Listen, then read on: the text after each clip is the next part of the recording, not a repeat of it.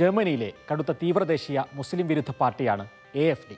അടുത്ത മാസം തെരഞ്ഞെടുപ്പ് നടക്കുന്ന ജർമ്മനിയിൽ AfDയെ ജയിപ്പിക്കാൻ തന്ത്രങ്ങൾ പയറ്റുകയാണ് ഇലോൺ മസ്ക്. മധ്യ ഇടതുപക്ഷ നേതാവ് ഒലാഫ് ഷോൾസ് തോൽക്കണമെന്ന് മസ്ക് പരസ്യമായി പ്രഖ്യാപിക്കുന്നു.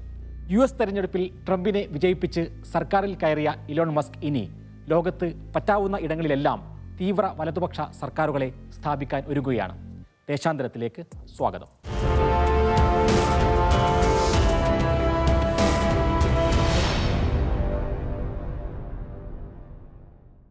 ചൊവ്വയിലേക്കുള്ള ടൂറും സ്പേസിലെ മറ്റു കൗതുകങ്ങളും മാത്രമല്ല ടെസ്ല, സ്പേസ് എക്സ് എന്നിവയുടെ മേധാവിയായ ശതകോടീശ്വരൻ ഇലോൺ മസ്കിൻ്റെ ലക്ഷ്യങ്ങൾ.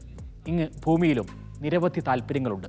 ഇലോൺ മസ്കാണ് US പ്രസിഡന്റ് തെരഞ്ഞെടുപ്പിൽ ട്രംപിന് ഏറ്റവും വലിയ നേട്ടമുണ്ടാക്കിയത്. ട്രംപിനു വേണ്ടി തെരഞ്ഞെടുപ്പിൽ മസ്ക് ചെലവാക്കിയത് $27.7 കോടി. ട്രംപ് പുതുതായി രൂപീകരിക്കുന്ന നൈപുണ്യ വികസന വകുപ്പായ ഡിപ്പാർട്ട്മെന്റ് ഓഫ് ഗവൺമെന്റ് എഫിഷ്യൻസിയുടെ ചുമതല നൽകി ട്രംപ് മസ്കിന് നന്ദി കാണിക്കുന്നു. അമേരിക്കയിൽ ഇപ്പോൾ ഏതൊരു രാഷ്ട്രീയ നേതാവിനെയും അസൂയപ്പെടുത്തുന്ന തരത്തിലാണ് മസ്കിന് ലഭിക്കുന്ന പരിഗണന. ട്രംപുമായി അത്താഴങ്ങളിൽ പങ്കെടുക്കുക, നയപരമായ ചർച്ചകളിൽ ഭാഗമാകുക, വിദേശ നേതാക്കളുമായുള്ള കൂടിക്കാഴ്ചകളിൽ ട്രംപിനെ അനുഗമിക്കുക തുടങ്ങി ഏറ്റവും പ്രധാന റോളുകളാണ് മസ്കിനുള്ളത്. അമേരിക്ക ഇലോൺ മസ്കിൻ്റെ കയ്യിൽ വന്നു എന്നിടത്തു നിൽക്കുന്നില്ല കാര്യങ്ങൾ. അമേരിക്കയും കാനഡയും യൂറോപ്പും ഒരുമിച്ച് കൈപ്പിടിയിലൊതുക്കാനാണ് മസ്കിൻ്റെ ആദ്യ ശ്രമം. കാനഡയിൽ പ്രധാനമന്ത്രി ജസ്റ്റിൻ ട്രൂഡോയെ സഹിക്കില്ലെന്ന് ദിവസങ്ങൾക്ക് മുമ്പാണ് മസ്ക് പറഞ്ഞത്.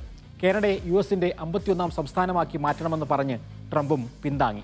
മറ്റു പല കാരണങ്ങളുണ്ടെങ്കിലും മസ്ക് വിരുദ്ധനായ ജസ്റ്റിൻ ട്രൂഡോ കാനഡയിൽ രാജിവെച്ചിരിക്കുകയാണ്.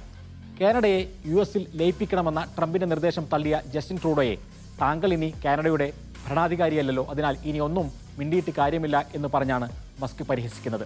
കാനഡയും കടന്ന് യൂറോപ്പിലേക്ക് വന്നാൽ ജർമ്മനി യൂറോപ്പിലെ ഏറ്റവും ശക്തമായ രാജ്യമാണ്.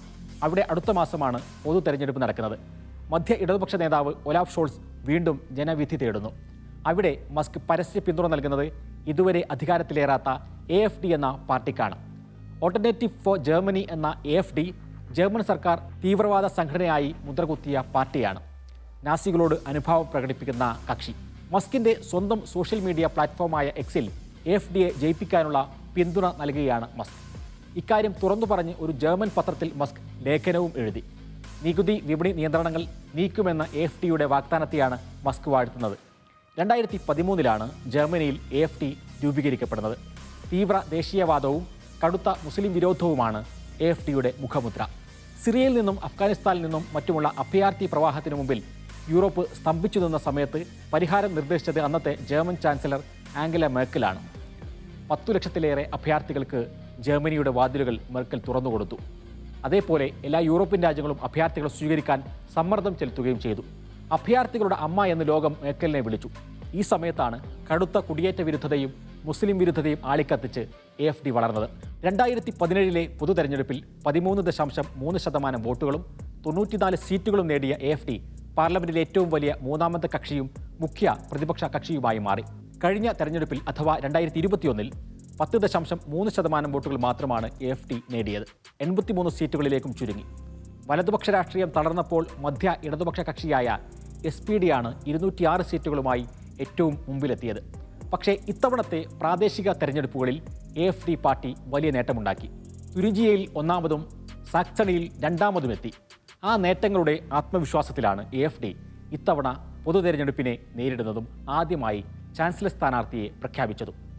ആലിസ് വീഡൽ എന്ന ചാൻസലർ സ്ഥാനാർത്ഥിയുമായി കഴിഞ്ഞ ദിവസം മസ്ക് ഒരു അഭിമുഖം തന്നെ നടത്തി. അഭിപ്രായ സർവേകൾ പ്രകാരം ഇപ്പോൾ 2ാമതാണ് AfD ഉള്ളത്. മധ്യ ഇടതുപക്ഷ സഖ്യമാണ് മുന്നിൽ. ഈ പശ്ചാത്തലത്തിലാണ് ഇലോൺ മസ്കിൻ്റെ ഇടപെടൽ നിർണായകമാകുന്നത്. ഇറ്റലിയിലെ ഫാഷിസ്റ്റ് അനുകൂല പ്രധാനമന്ത്രി ജോർജിയ മെലോണിയുമായി ഇലോൺ മസ്കിന് നല്ല ബന്ധമാണുള്ളത്.